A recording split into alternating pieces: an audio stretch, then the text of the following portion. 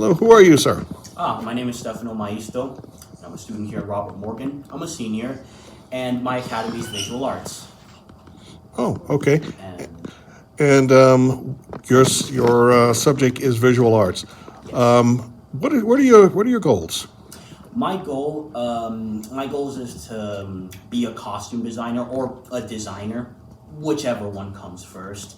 And I plan to go to Miami Dade to do like fashion design, so I could kind of have some background knowledge on how to do costume design, and then maybe move on to also doing design as well. So it's a bunch of stuff actually. So your main goal is to work in the film industry, correct? Yeah, actually, or whoever commissions me to like design them something, Okay. whether it's in films, animation, any of that. Okay, excellent, excellent. And how long has this been a passion for you? It's been a passion since I was like 5, Fine. like 2011, 2012, very long time. Do you come from a family of designers? Uh, Not really. Well, my uncle is a graphic designer, like from my dad's side. So that's like the only thing that I could say that is like design. How design is part of like my family. Like he's one of the few people in my family was into graphic design. But no, not really actually. Now, you have a brother who's also an artist, correct? Yes, correct. Okay. Tell me a little bit about some of the stuff that he's interested in. So Massimo, he's interested in like illustration, which that's why he's doing figure drawing classes in Miami Dade. Because he wants to be an illustrator. He's also into a lot of the same stuff that I'm into, like comics, movies, all that stuff. Excellent. How much of an influence are comics and graphic novels influencing your style? A lot, actually, like a lot. Like artists like Ryan Otley, Jack Kirby, and even like designers like Tyson Hess, which actually does like promotional material for like Sonic stuff. Like technically he is also a comic artist, but he also does like a lot of promotional stuff as well, like a whole bunch of artists. And also another one, Mike Mignola is also another one. I love his art style. And Joe Madureira, that's actually one of my number one influences. Like I really love the way he like exaggerates his like characters and does his art style. Actually, I have a drawing here that kind of has that same thing going for it. So one of them here is this Wolverine sketch that I did. I did it like beginning of March, and like I kind of gave it like the exaggerated chin to like emphasize the emotions, like the brooding muscles and stuff. I actually used one of my action figures for reference for like the pose, and the Ryan Otley influence. Funny thing, I actually did it for an Invincible one. I did add my own flair to it as well. But like, I also kind of used Joe Madureira for like the poses and like how dynamic the characters look here as well. That is very good. That's very impressive. Really like to add a lot of detail to my drawings. Like here, like you see a bunch of like the creases, the splatters, like the cracks on the like broken ground or whatever. And yeah, even like tatters and damage. And one good example is on this piece right here. This is actually one I just started. I started inking it, and I really added like the cracks and mold and bare patches, and I also added these little like set pieces here as well, to kind of give it some life. Those fonts look like Disney. Yes, actually, because this is like a Disney-inspired art piece, and I kind of did it as a way, as a little tribute or nod to like Disney's handwriting. I actually used that as reference for my piece, and even added a little mini Mickey Mouse to the question mark, as a little fun detail. And yeah. Tell me a little bit about what you've learned in Mrs. Gonzalez's art program. All right. So what I learned in Miss Gonzalez's art program is different ways that art pieces can convey many different things. Because what I learned is that art is a very like diverse and vast kind of thing. It could represent different things like emotions. It could even represent like, and sometimes that stuff could even be represented by color as well. Sometimes it could represent like different topics, whether it's like real world topics or personal topics. and you find like different creative ways to what do you call it? You find different creative ways to like incorporate different elements of art into your art pieces to express that, whether it's form, lines, colors, harmony, like any of that stuff.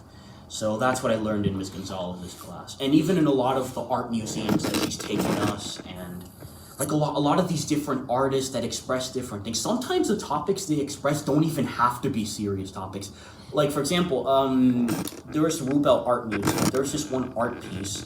Don't really have any pictures because you're not allowed to take pictures there. But there was this one elephant piece, like kind of covered, with a white sheet. It's supposed to kind of represent, like, the saying, the elephant in the room. And like, it's meant to be like a humorous piece. And it also kind of looks unsettling because the elephant in the room to someone would be something that's like, uncomfortable. So the piece kind of conveys that as well. Sometimes art pieces aren't even drawings as well. Like there was this this text on the wall that I forgot what the phrase said, but like it said something really funny about a guy being wrapped in like saran wrap, and then the therapist calling him insane. Basically, it's supposed to kind of be like a humorous piece. Like it wasn't a drawing; it was like big text on the wall. So again, like I said, art is something that is so diverse. It could be drawings, it could be like really a lot of things actually.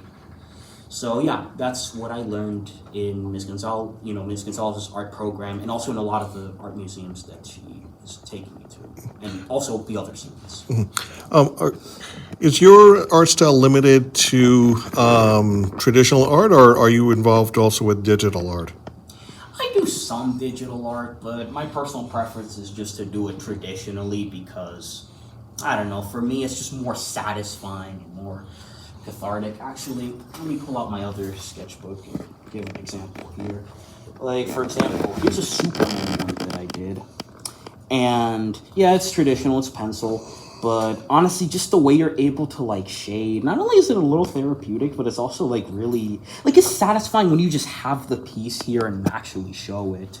I even like to do this thing with some of my drawings. Like, for example, I like to draw these different heads. I actually did this after watching a documentary, Prehistoric Planet. And, like, I felt, motivated to, like, draw different, like, head studies. And I also kind of do it with, different characters. Like, for example, Five Nights at Freddy's characters. And, this one is a good example on why I really like to do traditional. So this is my original character. His name is Proton Skull. And notice that with like the markers and also the colored pencils are able to like blend it, and it kind of creates this shiny look to it. And I don't know, it really makes the drawing just pop more. I even did it with like the orangey bits, although it's more noticeable in the purple parts of his suit. Right. And going back to the whole thing on artists like Jack Kirby being an inspiration, like mostly in like how dynamic the pose is, I kind of took inspiration from that because Jack Kirby would always make his poses like super dynamic, and it's wonderful. He's a big influence to a lot of artists. He is the king. That's why they call him Jack the the King Kirby. Yes. And I even added Kirby Crackle to my actual drawing because like his powers are like I see it. comic related. I see it. I usually like to add that to some of my pieces actually. So Excellent. this is just one example. What kind of utensils are you using? All right, so the ones that I have with me right now. Here's a pencil set from Blick. Variety of pencils. For example, 2B, 2H, all these different kinds of pencils. 5H. And usually I do this, like, depending on how hard I have to do the shading or depending on how light I want to do the sketch, I have this variety here of pencils. And my lucky pouch. Okay, what's in the pouch? All right. Simple. A lot of my pens, some pencils. Oh, and this one right here. This thing right here. Oh. Another thing I got from Blick. This is a tiny little eraser pencil. What is this used for? So say if you're doing pencil and you want to add highlights to it, this is very good for adding highlights. You erase some bits of it very lightly, not too hard. And this is actually very good for like highlights and even erasing small stuff too, because sometimes there's stuff that's really small that Yeah, it's hard to erase it with a bigger one. Now I see that I noticed that you have some pigment pens in the corner. Those, yes, These microns. yes, Yeah, microns. and those are expensive. Yeah, yeah. These are expensive, but look, microns are amazing. Yeah, Especially, like, for example, this is a 0.05. Look how, I don't know if it's seen in camera, but that is tiny. Like, that is super tiny. That's for, like, super small details. The 5 is, it's for slightly bigger details, but it's also, like, it's not as small as this one, but it's for some other smaller details as well. excellent, excellent. So, Can you sum up what has been your experience with Robert Morgan? my experience with Robert Morgan has been pretty good, actually.